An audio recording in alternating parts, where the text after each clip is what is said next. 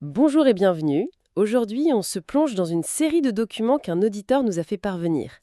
Il était intrigué par un concept, l'épargne de trésorerie. Bonjour. Alors, notre mission, c'est de décortiquer tout ça, comprendre ce que c'est, pourquoi c'est important, et surtout, comment on peut le mettre en place. Hmm. Et il y a une phrase, citée dans ses notes, qui m'a tout de suite frappée. C'est de Dave Ramsey. Ah oui, Achetez avec votre argent, pas avec celui de la banque. c'est le résumé parfait. Ça pose le décor immédiatement. C'est simple, mais tellement puissant. Et c'est important, je pense, de bien situer cette idée. On parle souvent de l'épargne de précaution, ce matelas pour les coups durs, tu sais. Oui, la stratégie défensive. Exactement. Là, avec l'épargne de trésorerie, on est sur une stratégie offensive. Elle n'est pas là pour parer à l'imprévu, mais pour préparer le prévu. Et le plaisir prévu surtout. Voilà, on change complètement de paradigme. J'aime beaucoup cette distinction défense-offense. On pense à épargner pour les problèmes, mais moins pour les bons moments. Alors, si je suis la logique des documents, cette épargne de trésorerie, c'est une somme qu'on met de côté. Spécifiquement pour les dépenses plaisir. C'est ça. Les exemples sont clairs, hein, les vacances, les soldes, un nouvel ordinateur. Exactement. L'idée de fond, c'est d'anticiper ses désirs plutôt que de les subir. D'accord. Au lieu de voir une pub et de se dire « Ah, si seulement je pouvais », on se dit « Ok, dans un an, je sais que j'aurai envie de ça, donc je m'y prépare ».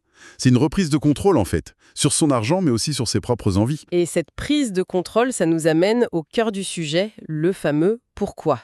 Et la raison martelée dans tous les textes, c'est simple. C'est de déclarer la guerre au crédit à la consommation. Voilà. C'est même plus qu'une guerre, c'est une déclaration d'indépendance. La source utilise une formule que je trouve brillante. Il s'agit de se faire son propre crédit. Ah, j'en sais. On devient sa propre banque.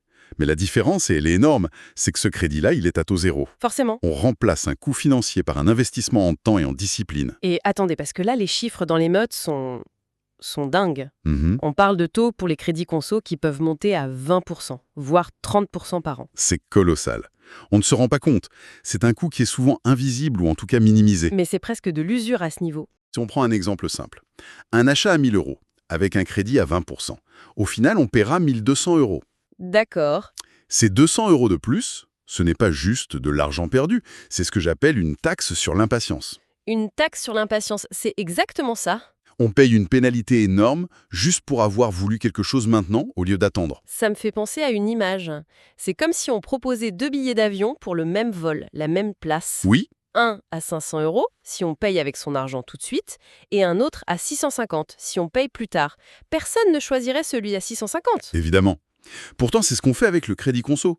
Et ton analogie est très bonne pour le coup, mais elle oublie une dimension clé, la psychologie. C'est-à-dire, Le crédit, il ne vend pas un objet. Il vend de l'immédiateté, la satisfaction instantanée.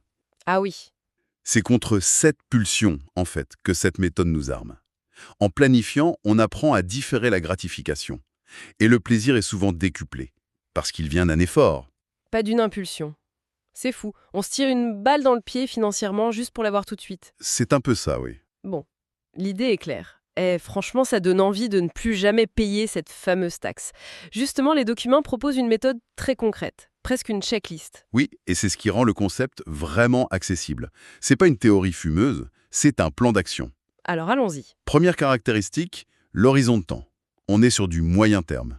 Moyen terme, c'est-à-dire moins de 5 ans, c'est ça? C'est ça, logique. On n'utilise pas cette épargne pour la retraite dans 30 ans, mais pour le fameux voyage au Japon dans 18 mois. Ce qui m'amène au support, et là les notes sont très directives. Oui, livret réglementé, livret A, LDDS, point.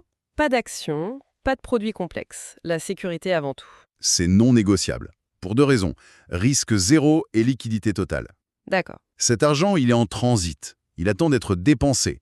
On ne peut pas risquer que la cagnotte vacances perde 15% à cause de la bourse. Et la liquidité, c'est pour que l'argent soit dispo tout de suite si l'occasion se présente. En 24 heures, pas bloqué sur un placement. C'est là qu'il y a un point qui m'a un peu interpellé dans les notes. Je pense savoir lequel. Il est écrit noir sur blanc que le rendement de ces livrets est négatif en prenant en compte l'inflation. Mhm. Autrement dit, on nous conseille de mettre de l'argent sur un compte où il perd de sa valeur. Ça semble... Contre-intuitif.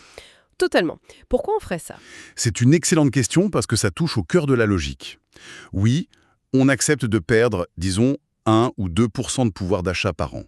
Ça peut paraître absurde, mais il faut comparer cette perte À l'alternative, L'alternative, c'est le crédit. le crédit à 20%.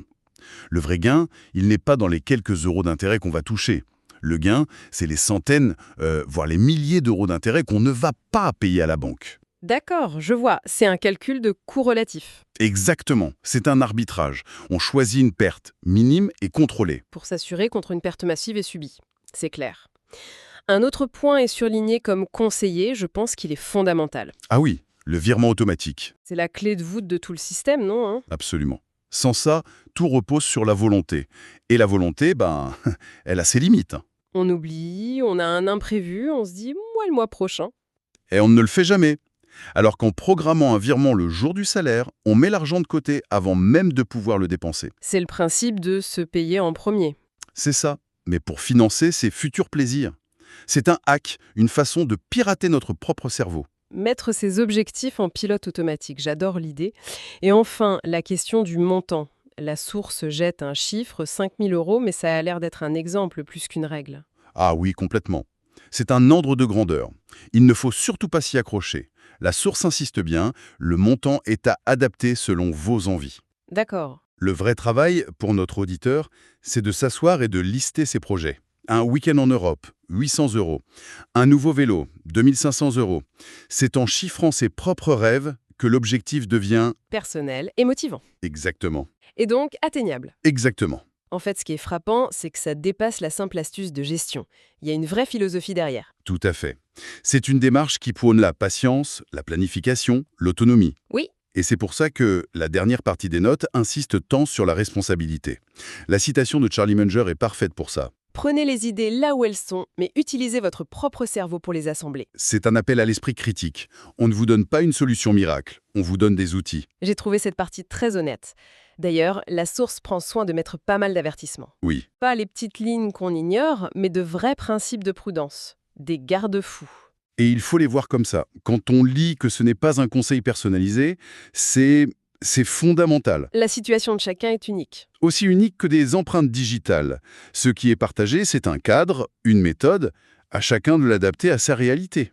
On y lit aussi de faire ses propres recherches, de ne pas être un consommateur passif d'informations. Et c'est ça, la clé. Ce ne sont pas des avertissements pour faire peur, ils sont là pour responsabiliser. L'idée, c'est de devenir le pilote de ses finances, pas un simple passager qui subit les choses. Quand on rappelle que l'investisseur est seul responsable de ses choix, ça peut paraître dur, mais en fait, c'est une affirmation qui donne le pouvoir. Et la recommandation de consulter un pro en cas de doute, ça va dans le même sens. Bien sûr. Être autonome ne veut pas dire être seul. Ça veut dire savoir quand on a besoin d'un copilote. Parfait. Je crois qu'on a bien fait le tour. Pour être sûr que tout est clair, si on devait synthétiser, en s'inspirant de la section à retenir de la source, premièrement. Prévoir et anticiper ses dépenses plaisir. Deuxièmement, l'objectif numéro 1, c'est D'éviter le piège des crédits à la consommation et leur fameuse taxe sur l'impatience. pour ça, on utilise un support simple, liquide et sans risque, un livret. La sécurité prime. Le secret de la réussite, c'est le virement automatique. On transforme l'intention en habitude. Et enfin, le montant. Ce n'est pas un dogme. Il doit être personnalisé en fonction de ses propres rêves. C'est une excellente synthèse du mode d'emploi. Mais, pour aller un peu plus loin, tout ça soulève une dernière question. Je vous écoute. Ces sources se concentrent sur l'épargne pour le plaisir, pour éviter les dettes. C'est très bien.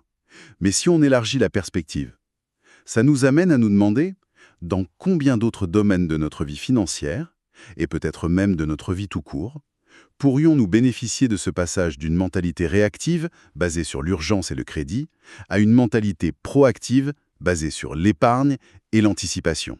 C'est une excellente question pour la route.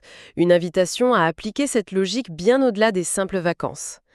On espère que cette exploration de vos documents vous aura donné des pistes claires. Merci de nous avoir confié cette analyse. Et si cette discussion vous a éclairé, n'oubliez pas de mettre un j'aime et de vous abonner pour ne rien manquer de nos prochaines explorations.